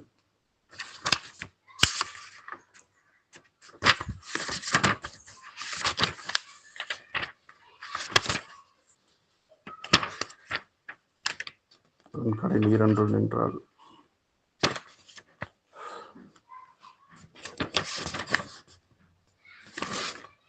சரி, இப்போதைக்கு அந்த குறள் கவனம் தெரியலமா, டக்குன்னு எங்க கண்ணுக்கு தெரியல, கொஞ்சம் கண்ணு கலங்கின மாதிரியே இருக்குது எனக்கு, அதனால எனக்கு டக்குன்னு அந்த குறள் தேட முடியல. சரி, அது அடுத்த அதிகாரத்துக்கு போறோமா, பிறனில் விழையாமை. அப்போ நமக்கு அடுத்தவர்களுடைய மனைவி மேலேயோ, அது பெண்ணா இருந்தாலும் சரி, ஆனா அந்த அடுத்தவருடைய இல்லத்தாரு மேல நமக்கு அந்த எண்ணம் வரக்கூடாது. காமம் என்பது இங்க இந்த மாதிரியான சிந்தனைக்குள்ள போகக்கூடாது. தனக்குன்னு ஒரு பெண் இருக்கும்போது இன்னொரு பெண்ணை தேடி போகக்கூடாது, அது ஒழுக்கத்துக்கு எதிரானது. அதனால பிறனில் விழையாமை, அந்த பக்கம் போகாத அப்படின்னு வள்ளுவர் சொல்லுவாரு.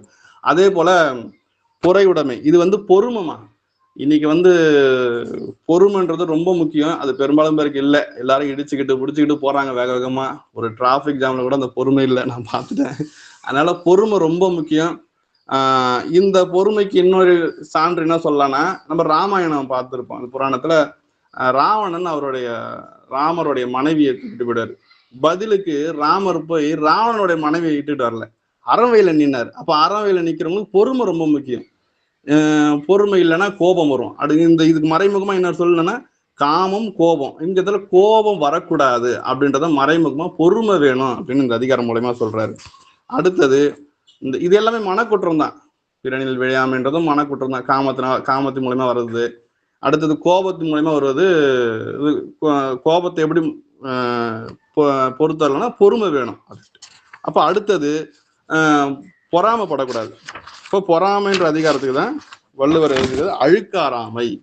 இந்த பொறாமைன்ற எண்ணம் ஏன் நமக்கு பொறாமை வருது அப்படின்னா, நம்ம கிட்ட இருக்கிற பொருளை விட அவங்க கிட்ட இருக்கிற பொருள் ரொம்ப உயர்வா இருக்கு, அதனால நமக்கு பொறாமை வருது. ஆனா வள்ளுவர் இந்த அதிகாரத்துல 2வது குறள்மா, விழிப்பேற்றின் அகுதொப்பதில்லை யார் மாட்டும் அழுக்காற்றின் அண்மை பெறின். நீ எதுக்குடா செல்லம் பொறாமப்படுற? அவங்ககிட்ட இருக்கிற பொருளை பார்த்தானே, அதை விட பெரிய பொருள் உங்ககிட்ட ஒண்ணு இருக்குது சொல்லட்டா, நீ யாரையும் பார்த்து பொறாமப்படாம இருக்கிறப்பாரு, அதுவே பெரிய செல்வம் அப்படின்னு. அப்போ பொறாமப்படக்கூடாது. அடுத்தது இந்த பொறாமெல்லாம் வளர்ந்ததுன்னு நினைச்சுக்குமா, நமக்கு ஒரு வாய்ப்பு கிடைக்கும். எப்படின்னா, பொறாமப்பட்டுட்டே இருந்தோம்னா, ஒருத்தன் தவறான வகையில ஒரு பொருள் சம்பாதிக்கிறான்னா அந்த இடம் நமக்கு கிடைக்கலன்னு ஒரு எண்ணம் வரும். திடீர்னு அந்த வாய்ப்பு நமக்கு அமைங்க. அங்க போயிட்டா நம்ம என்ன பண்ணுவோம்னா, அவனுக்கு இனியா நம்ம பொருள் எடுப்போம். அதையும் செய்யக்கூடாது. அந்த எண்ணம் வந்தாலே அந்த உணர்வு வரும். அதனால அதையும் நம்ம செய்யக்கூடாது. அதனாலதான் வெக்காமை அப்படின்னு வள்ளுவர் இந்த அதிகாரம் வச்சிருப்பாரு. அடுத்தவர்கள் பொருளை எடுக்காத, தவறான திசையை நோக்கி ஒரு பொருள் எடுக்காத அப்படின்னு சொல்லுவார். அப்போ இதுவரையும் மனக்குற்றம், பிறனில் விழையாமை, பொறையுடைமை, அழுக்காராமை, வெக்காமை, இந்த 4 அதிகாரம் மனக்குற்றம். இப்போ நம்ம மனக்குற்றத்தை நீக்கிட்டு அடுத்ததான் நம்ம போறது மொழி குற்றம். மொழி குற்றம் பார்த்தீங்கன்னா, ஏற்கனவே நம்ம இனியவை கூறல் அப்படின்ற ஒரு அதிகாரம் தெரிஞ்சுக்கிட்டோம், இனியவை பேசணுன்ட்டு. இப்போ 4 விஷயம் இருக்குமா. இனியவை கூறணும், இனிய சொற்களோட பேசணும், புறம் பேசக்கூடாது, பயனில்லாத சொற்கள் பேசக்கூடாது, பொய் பேசக்கூடாது, அதான் வாய்மைன்ற அதிகாரம் அது துறவரத்துல இருக்கு. அப்புறம் சொல்வன்மை, நாம சொல்லக்கூடிய சொல் கரெக்டான சொல்லா இருக்கணும். அது நமக்கு சாதகமா என்னைக்கும் இருக்கக்கூடாது, அறத்துக்கு சாதகமா இருக்கணும். அப்போ 5 விஷயம் இருக்குது. அதுல அதிகப்படியா 4 விஷயம் சொல்லுவாங்க. அப்போ புறங்குறாமை, இனிய சொற்கள் தெரிஞ்சுக்கிட்டோம், அதனால இனிய சொற்கள் பேச போறோம். அப்போ புறங்குறாமை, நம்ம யாரையும் பேசக்கூடாது. அடுத்தது பயனில்லாத சொற்கள் நம்ம பேசக்கூடாது. இங்க இந்த வள்ளுவர் இந்த 2 அதிகாரம் இது மூலயமா மனக்குற்றங்கள், அதாவது மொழி குற்றங்களை நீக்கியிருக்காரு. இதுக்கு முந்தைய மனக்குற்றம், இப்ப மொழி குற்றம். அடுத்தது நமக்கு கிட்ட அடுத்தது இருக்குது இந்த உடல் தான். இந்த உடலால நாம உதவி செய்வதற்கான தவிர யாரையும் அடிப்பதற்கோ என்னுடைய பலத்தை காட்டுவதற்கோ இல்லை. உதவி செய்வதற்கு தான் கடவுள் நமக்கு உடம்ப கொடுத்துருக்காரு. அதுதான் வந்து நம்ம 36 தத்துவத்துல கூட அதுதான் சொல்லுவாங்க. கருவாய், எருவாய் இதெல்லாம் எதுக்கு? கை, கால் இதெல்லாம் உதவி செய்வதற்கு தான். என்னுடைய பலத்தால நான் ஒருத்தர் அடிக்கிறதுக்கோ ஏதோ ஒரு உயிர் அடிக்கிறதுக்கோ அதுக்காக உடல் கொடுக்கப்படலை. இப்ப இந்த நிலையில இருந்து வாழ்ந்துட்டு அதுக்கு அடுத்த இன்னும் 2 அதிகாரம் வைக்கிறாருமான வள்ளுவர். அந்த அதிகாரத்துக்கு பேர் ஒப்புரவறிதல். உங்ககிட்ட இருக்கக்கூடிய பொருள் அனைத்தையும் எடுத்துன்னு போய் இல்லாதவங்களுக்கு கொடு, தேவைப்படுறவங்களுக்கு கொடு. அதுதான் வந்து உலக வாழ்க்கை நடை. அதை விட்டுட்டு நீயே வச்சு அனுபவிக்கணும்னு நினைச்சினா நீயும் செத்தவங்களுக்கு சமம் அப்படின்னு அந்த அதிகாரத்து மூலயமா சொல்றாரு. சப்போஸ் உங்க கையில எந்த பொருளும் இல்லை அப்படின்னா நீ பசியோட வரவங்களுக்கு நீ 4 இட்லி சாப்பிட்டுருந்தீங்கன்னா 2 இட்லி கொடு. இருக்கிறத கொடுக்கணும். கொடுக்கறதுக்கு தான் இங்க வள்ளுவர் காட்டக்கூடிய வழி. பொருள் இருக்கிறவங்க எல்லோருக்கும் கொடுப்பாங்க. ஒரு ரோடு போடுவாங்க, ஒரு பள்ளிக்கூடம் கட்டுவாங்க, இல்ல என்ன செய்ய முடியுமோ அந்த மக்களுக்கு செய்வாங்க. இல்லாதவங்க சாப்பிடும் போது இதான் இருக்குது. அதுக்கு பேர் அந்த அதிகாரத்துக்கு படி ஈகை. 4 இட்லி இல்லையா, 4 இட்லி இருக்குதா, 2 இட்லி கூட. அப்போ கொடுக்கிற தன்மை வேணும். இங்க என்னுடையது நான், அதாவது ஆணவத்தோடைய வெளித்தன்மை என்னன்னா நான் எனது என்னுடையது அப்படின்ற எண்ணத்தை இழக்கிறோம். அப்ப இழக்கிறதுனால சொர்க்கம் நிச்சயம் கிடைக்குமா? அதை வள்ளுவர் புகழ்ன்ற அதிகாரம் வச்சிருக்காரு. அடுத்ததா புகழ் என்னுடையது ஏந்துட்டா இப்ப மிச்சம் இருக்கிறது நான் தான். இப்போ நான் என்றால் என்னென்ன நான் என்னென்ன செய்யறேன் அப்படின்னு பார்த்தா, நான் வந்து என்னுடைய சொந்தக்காரங்க, என்னுடைய பிள்ளை, என்னுடைய மனைவி மேல மட்டும் அன்பு காட்டுறேன். அப்போ அது அந்த இடம் வந்து குறுகிய இடம். அப்போ நான் என்பதும் நீங்கணும். நான் என்பது நீங்கன்னா எல்லா உயிர்கள் மேலேயும் நான் அன்பு காட்டணும். அதுக்கு பேர் வந்து அருள் உடைமை. என்னுடையது நீங்கிட்டாலே இப்போ நான் தான். அப்போ நான் என்னென்ன தவறுகள் செய்யறேன் அப்படின்னு பார்த்தா, நான் என்னுடைய குறிப்பிட்ட உயிர்கள் மேல மட்டும் அன்பு காட்டுறேன். அதுக்கு பேர் வந்து அன்பு. எல்லா உயிர்கள் மேலேயும் காட்டக்கூடியதுக்கு பேர் வந்து விரிஞ்சு நிற்பதுனால அதுக்கு பேர் அருள் உடைமை வள்ளுவர். அப்போ எல்லா உயிர்கள் மேலேயும் நான் அன்பு காட்டுறேன்னா நான் ஒரு உயிரை கொன்று தின்னக்கூடாது. அதுக்கு வள்ளுவர் வந்து புலான் மறுத்தல் அதிகாரம் வச்சிருக்காருமா. புலால் மறுத்தல் அதுல ஒரு முதல் குறளே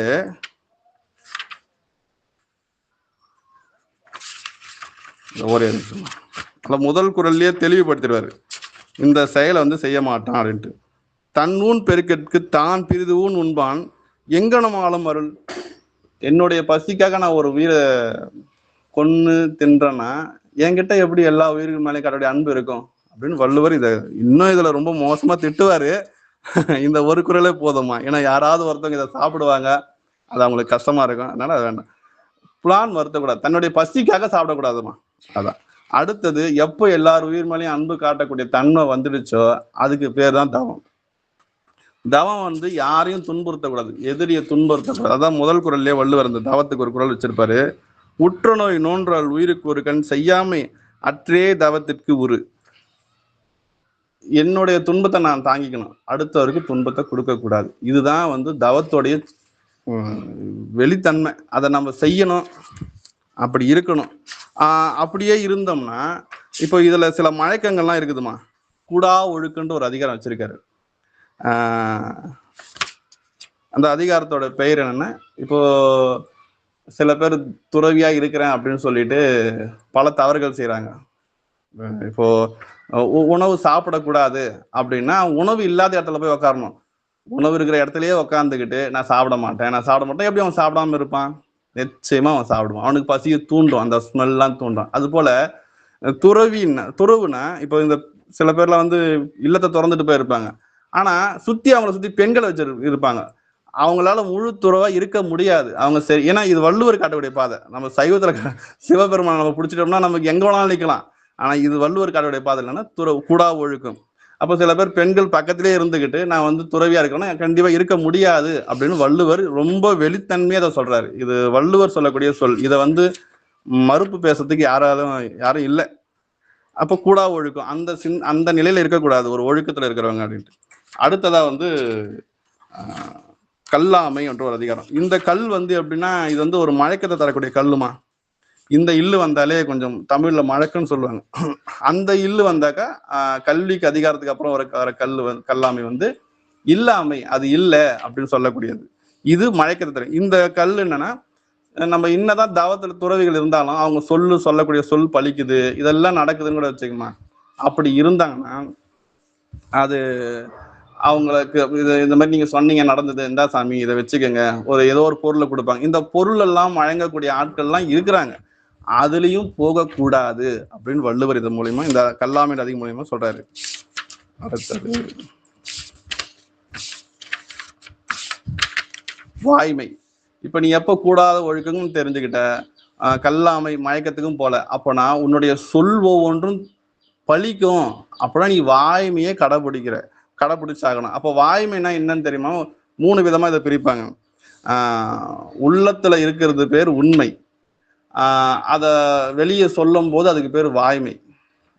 உடலால செய்யக்கூடியது பேர் மெய்மை. அப்போ உள்ளத்துல இருக்கிற உண்மை வாய் வழியா வரும்போது அது பொய்யா மாறலாம். அதுக்கு வள்ளுவர் சான்று கொடுத்திருக்காரு.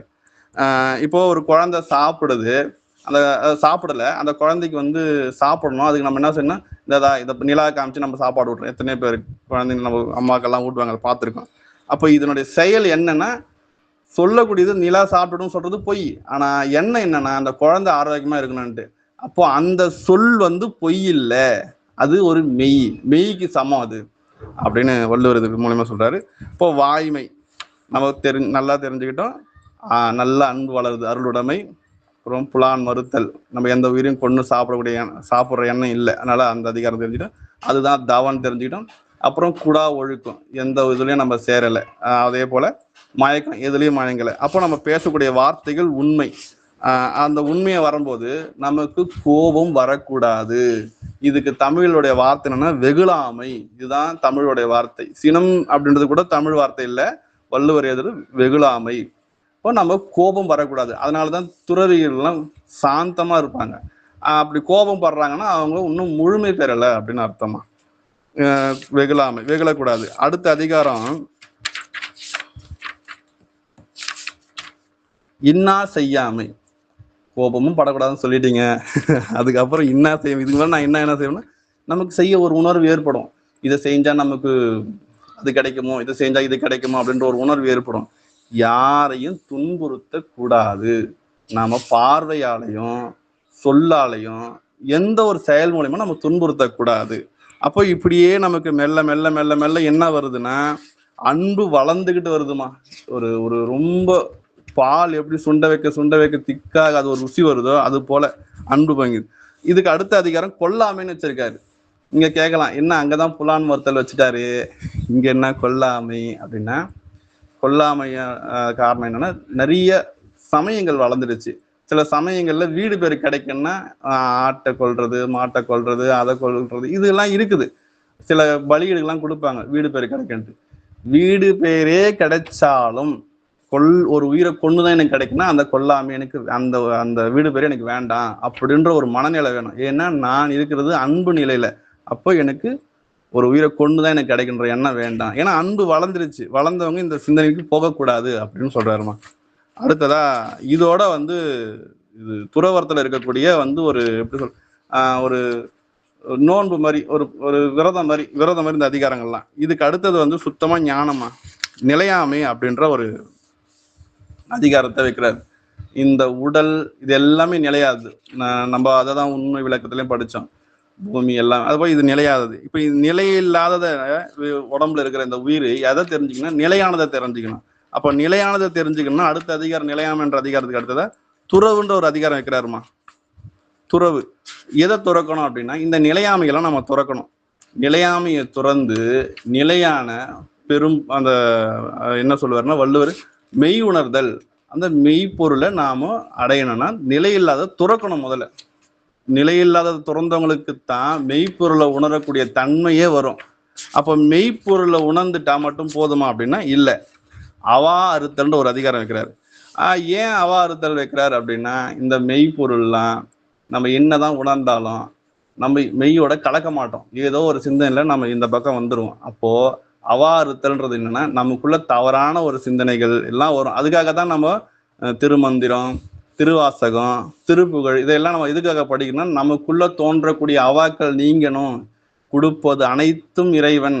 இந்த நான் இப்ப சுவாசிக்கிற காத்து இறைவன் விட்டு காத்து, நான் சாப்பிட்ற சாப்பாடு இறைவன் கொடுத்த சாப்பாடு, நான் படுத்துக்கிற இடம் இறைவன் கொடுத்த இடம் அப்படின்னு இறை சிந்தனை. இது கொடுத்தது எல்லாமே இறைவன் தான். எது கொடுத்துருந்தாலும், சில பேருக்கு சிலது கிடைக்காம கூட இருக்கும். எதுவாக இருந்தாலும் என் அப்பன் கொடுத்தது அப்படின்ற ஒரு உணர்வோட இருந்துட்டாங்கன்னா அவங்களுக்குள்ள எந்த ஒரு அவாவும் தோன்றாது, இறை சிந்தனையிலே இருப்பாங்க. அப்படி இருந்தவங்களுக்கு மட்டும்தான் வீடு பேரு. அது எந்த சமயமா இருந்தாலும் அந்த இறையோட கலந்து நின்னா மட்டும்தான் வீடு பேரு. அப்படி இருக்கிறவங்களுக்கு வீடு பேரு நிச்சயம் அப்படின்னு இந்த அதிகாரத்தோடவே முடிக்கிறாரு. ஆனா கடைசியா ஒரு ஊழுன்ற ஒரு அதிகாரம் வைக்கிறாருமா. அது எதுக்காக அப்படின்னா, இது இப்படி எல்லாம் நான் கஷ்டப்படணுமான்னு சில பேர் கேட்பாங்க. அது என்ன, ஏற்கனவே நாம செய்த வினையின் காரணமாக நமக்கு இப்ப நடக்குது. அதை பத்தி எந்த கவலையும் வேணாம். இப்ப புரிஞ்சாச்சா, நீ இறையோட கலந்து நில்லு. அது இல்லாம இந்த ஊழுன்ற அதிகாரம் எதுக்காக வைக்கிறாரு அப்படின்னா, இந்த நமக்கு இதுக்கு அடுத்ததா வரக்கூடியது 2 பால் இருக்குது. இப்ப நான் சொன்னது அறத்துப்பால், இதுக்கு அடுத்ததா வரது பொருட்பால், இன்பத்துப்பால். இந்த உனக்கு எழுதப்பட்ட ஊழின் அடிப்படையில தான் உனக்கு கிடைக்க வேண்டிய பொருளும் உனக்கு கிடைக்க வேண்டிய இன்பமும் அப்படின்றத மறைமுகமா உணர்த்துறாரு. இதுவரையும் நான் எனக்கு அடியனுக்கு தெரிஞ்ச அறத்துப்பால ஏதோ கொஞ்சம் வேகமா சொல்லிட்டோமா? அம்மா ஏதாவது புரிஞ்சுதுங்களா?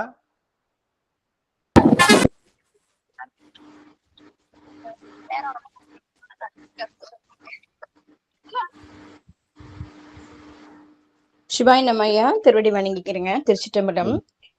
133 அதிகாரங்கள்ல சொல்லப்பட்ட 1330 குறள்களும் மனிதன் தன்னுடைய வாழ்க்கைய எந்த வழியில போகணும் அப்படின்னு நமக்கு செலுத்தப்பட்டது. நிறைய குறள்கள் காணாம போயிடுச்சு. கிடைத்தவை 1330 குறள்கள். அதுலயும் நீங்க இப்ப எங்களுக்கு சொல்லியது நல்ல ஆழ்கடல்ல அகழ்ந்தெடுத்த ஆணி பொன்முத்துக்கள் ஐயா. அத்தனை கருத்துக்களும் மிக மிக மேன்மையானவை. அது போல நீங்க ஒரு திருக்குறளுக்கும் இன்னொரு திருக்குறளும் தொடர்பு படுத்தி அதை அப்படியே கொண்டு போனீங்க பாத்தீங்களா, மிக அருமைங்கய்யா, மிக அருமை. ஐயா கூட இந்த குழுவுல இந்த நேரத்துல வாழ்க்கை நெறிகளை நல்ல சிந்தனையோட சிவ சிந்தனையோட, அதுவும் நீங்க அந்த குறள்களை எல்லாம் சைவ சித்தாந்தத்தை இணைச்சிட்டு போனது மிக அருமைங்கய்யா. யானேயோ தவம் செய்தேன். சிவாய நம. ரொம்ப ரொம்ப நன்றிமா. இலங்கை ஜெயராஜையா சொன்னதை நான் அப்படியே கொஞ்சம் உள்வாங்கியிருந்தேன். அது இன்னைக்கு அம்மா சொல்லணும்னு நான் ஒரு குறள் தான் சொல்லணும்னு நினைச்சேன். அது என்னமோ தெரியல, அப்படியே கொஞ்சம் கொஞ்சமா அப்படியே போயிட்டோமா. இன்னைக்கு இவ்வளவு தளவு சொல்லுவேன். அதான் திருவருள் அப்படியே நம்மளை இட்டுட்டு போயிடும் கூடவே. சரி, நன்றி நன்றி நன்றி.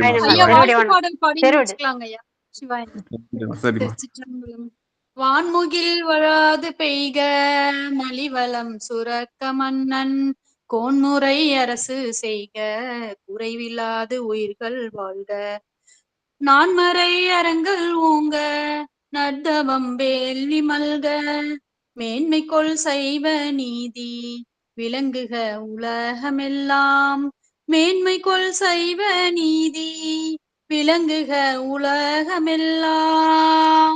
ஆறிரு தடந்தோள் வாழ்க அருமுகம் வாழ்க வெற்பை கூறுசை தனிவேல் வாழ்க குக்குடம் வாழ்க செவ்வேல் ஏரிய மங்கை வாழ்க யானை தன் அணங்கு வாழ்க மாறிலா வள்ளி வாழ்க வாழ்க சீரடியார் எல்லாம் மாறிலா வள்ளி வாழ்க வாழ்க சீரடியார் எல்லாம்.